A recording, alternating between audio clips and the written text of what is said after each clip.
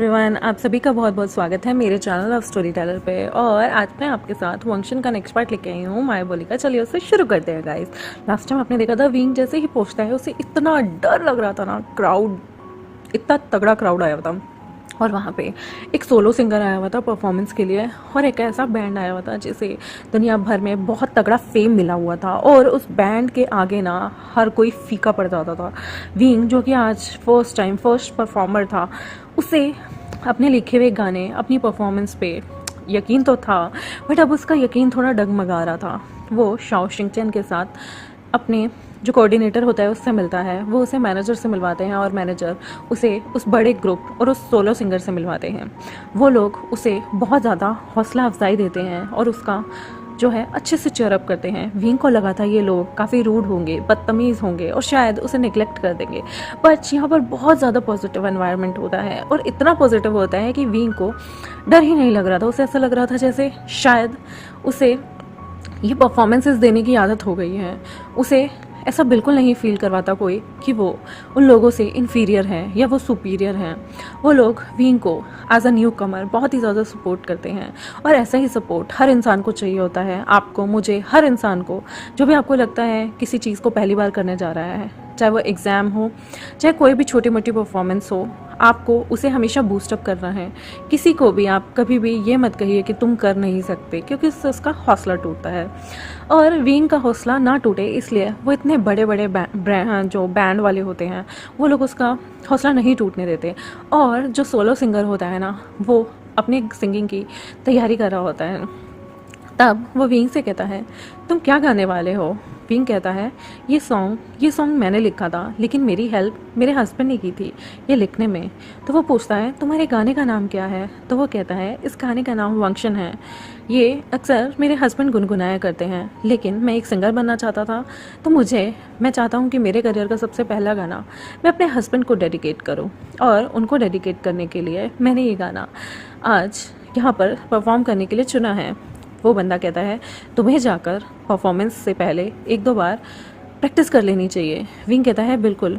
वो अंदर जाता है, वो 1 घंटे वहाँ प्रैक्टिस करता है। पहली बार तो वो बहुत नर्वस होता है, गलत में लगा देता है, लेकिन सेकंड, थर्ड, 4, 5, 8, 10, कम से कम 1.5 घंटा प्रैक्टिस करने के बाद वो बहुत खुश होता है कि अब फाइनली वो अपना बहुत अच्छा परफॉर्मेंस दे पाएगा। उसमें कॉन्फिडेंस बूस्टअप होता है और धीरे धीरे परफॉर्मेंसेस शुरू होते हैं।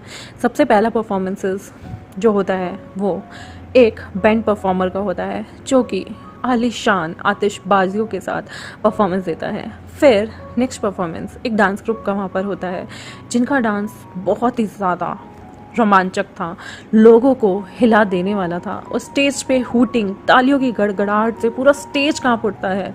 तभी हमारे विंग का परफॉर्मेंस आता है। वो वहाँ पर वो सॉन्ग आता है, वांगशन सॉन्ग, जो लंजा ने एक टाइम पे उसके लिए लिखा था और लंजा उसकी सॉन्ग लिखने में हेल्प करता था। लंजा उसे बहुत पसंद करने लगा था। जिन दिनों उसने विंग से सिर्फ दोस्ती ही रखी थी, तब उसने विंग के लिए एक चुपके से सॉन्ग लिखा था, जो उसे लंजा की बुक से मिल जाता है। लंजा काफ़ी बार गुनगुनाया भी करता था, तो विंग ने सोचा कि वह वही गाना अपने हस्बैंड के लिए डेडिकेट करेगा। उसका हस्बैंड उससे मीलों दूर है, लेकिन विंग अभी भी अपने हस्बैंड और उसके दिए प्यार को भूल नहीं पा रहा था। तो विंग अपना परफॉर्मेंस जैसे ही शुरू करता है, शाओ शिनचेंग बैकग्राउंड में होता है और शू यांग भी उसे फ़ोन करता है कि वो विंग का परफॉर्मेंस देखने के लिए आ गया। वो विंग का परफॉर्मेंस रिकॉर्ड करता है ताकि वो विंग का परफॉर्मेंस विंग को बाद में दिखा सके और विंग हैंगवन जुन को भी भेज सके। जबकि ये परफॉर्मेंस टीवी पे लाइव आ रहा था। ये कॉन्सर्ट इतना अच्छा था कि दुनिया भर में उसके सिंगिंग को लोग देख सकते थे।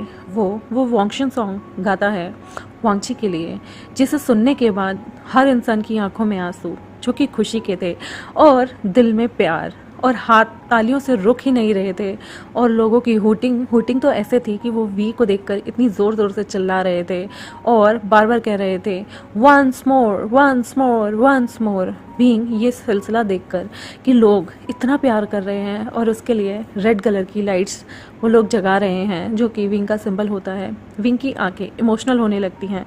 उसे पहली बार फील होता है कि इस दुनिया ने उसे कितने प्यार से अपना लिया। उसकी फ़र्स्ट परफॉर्मेंस ऐसी दमदार होती है और उस वंशन सॉन्ग जो होता है उसमें इतना ज़्यादा पैशन होता है कि लोग ना ही अपनी खुशी के आंसू रोक पाते हैं और ना ही अपने हाथों से तालियां रोक पाते हैं। पूरा संसार जैसे आज विंग के गाने में खो गया था।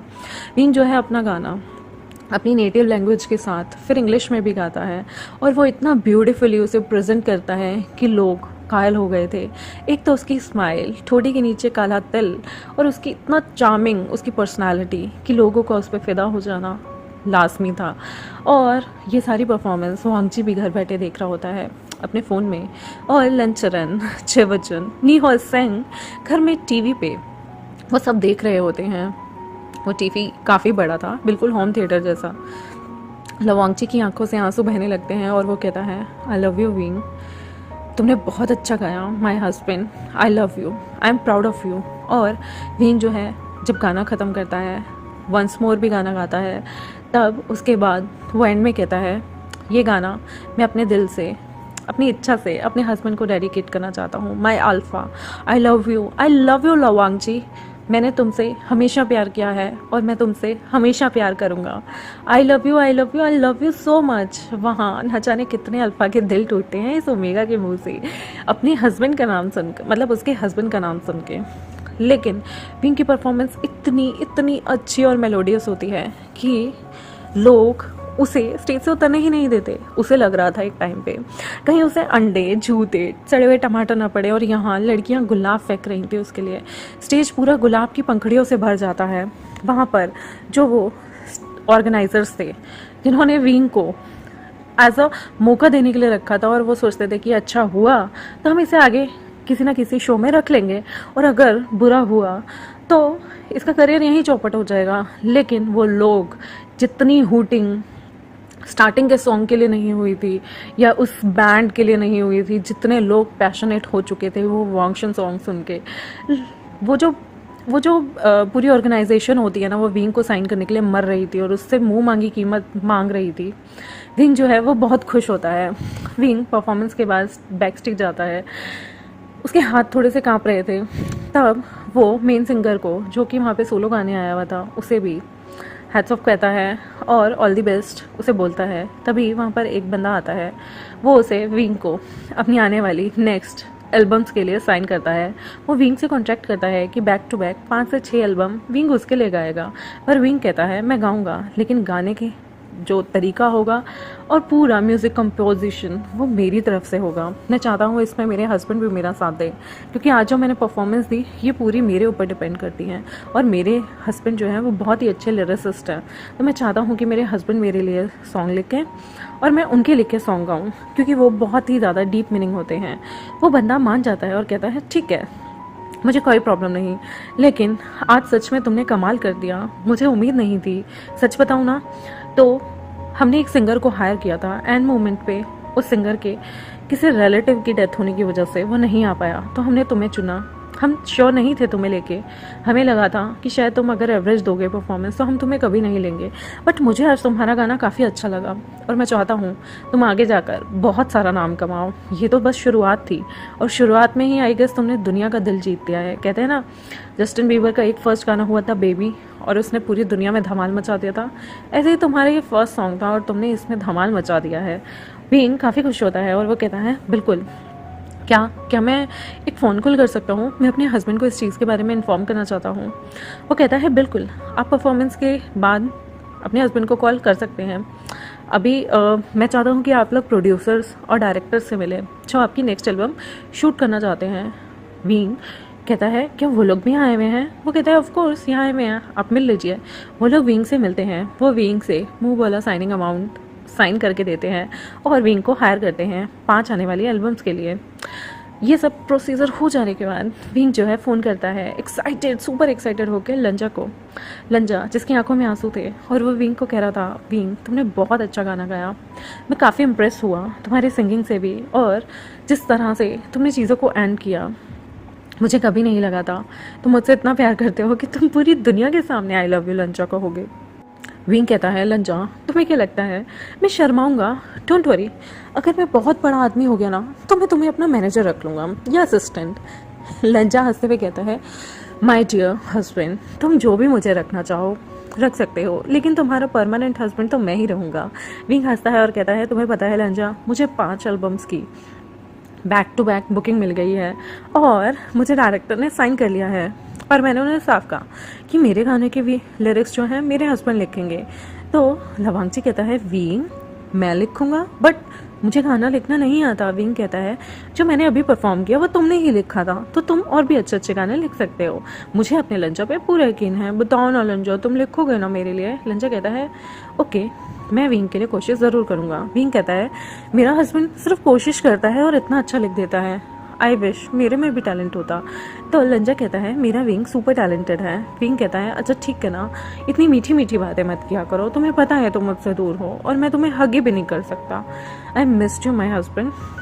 वैसे कल मुझे इन लोगों ने एक ऑफिशियल जगह खाने पे बुलाया है, मैं वहाँ से खाना खाने के बाद तुम्हारे पास वापस आ जाऊँगा। लंजा कहता है कोई बात नहीं विंग, टेक योर टाइम। वैसे I miss you my husband. विंग कहता है I miss you too my husband, my lovely, my लंचा, माई लवांगची, माई हैंगवंचुन, माई ओरगोगो। और ये सब बोल के विंग उसे प्यारी सी किस करता है और फ़ोन रख देता है। लवांगची भी फ़ोन रख देता है। लवांगची जैसे ही बाहर रूम से बाहर जाता है वो देखता है लेंचरन, चवचन और हमारे जो न्यू हसन होते हैं वो काफ़ी खुश होते हैं और वो लवांगची से कहते हैं विंग को बताया आपने, उसका परफॉर्मेंस सुपर डुपर हिट था, विंग ने सबके सामने डिक्लेयर कर दिया और उसने हैंगवंचुन आपको आई लव यू भी बोल दिया। हाउ कूल यार, विंग कितना कूल है। Don't worry. न्यू हसन चवचन की तरफ मुड़ के कहता है जब मैं भी एक बहुत बड़ा फैशन डिज़ाइनर हो जाऊँगा, विंग से कहो ना कि उसके कपड़े मैं डिज़ाइन कर देता हूँ, जब मैं बहुत बड़ा डिज़ाइनर हो जाऊँगा ना तब मैं भी एक प्लेटफॉर्म पे आई लव यू जेवजन चिल्ला के बोलूँगा। जेवजन जो है वो उनका मुंह टमाटर की तरह लाल होने लगता है और वो कहते हैं सेंग ऐसे नहीं बोलते, यहाँ पर अंकल भी हैं और अंकल हंस रहे होते हैं और कहते हैं आजकल के जो नौजवान हैं ना उन्हें क्या ही कहूँ, वो तो अलग ही लेवल है, सबके सामने अपनी प्यार को बता देते हैं। हमारे टाइम में तो कोई बोलता ही नहीं था, आई लव यू भी कहना हम लोगों की ज़ुबान पे लाना बड़ा मुश्किल होता था। हमारे प्यार का जो लोगों को पता चलता था वो शादी और बच्चों से ही पता चलता था। वैसे मैं अपने पोते पोती कब देखूँगा मुझे नहीं पता, लेकिन मैं उत्सुक बहुत हूँ। तभी लवांगची, जेवजन और न्यू सिंह के कान टमाटर की तरह लाल होते हैं और वो कहते हैं अंकल। अंकल कहते हैं ठीक है जब तुम्हें ठीक लगे, लेकिन तुम्हें बता दूँ मैं बहुत जल्दी ग्रैंडफादर बनना चाहता हूँ। अब पता नहीं मेरे नेफ्यूज़ मेरी ये इच्छा कब पूरी करेंगे। तब एकदम से न्यू सिंह कहता है शायद जल्द ही, और वो ऐसे बोलता है मैं अपने चैप्टर को यहीं ख़त्म करती हूँ। आई होप आपको आज का चैप्टर अच्छा लगा हो मेरे चैनल को सब्सक्राइब कर दे, वीडियोस को लाइक कर दे, बेल आइकन को प्रेस कर दे और वांगशंस के जितने भी फैंस हैं उनके साथ शेयर कर दे। Thank you very much, bye bye.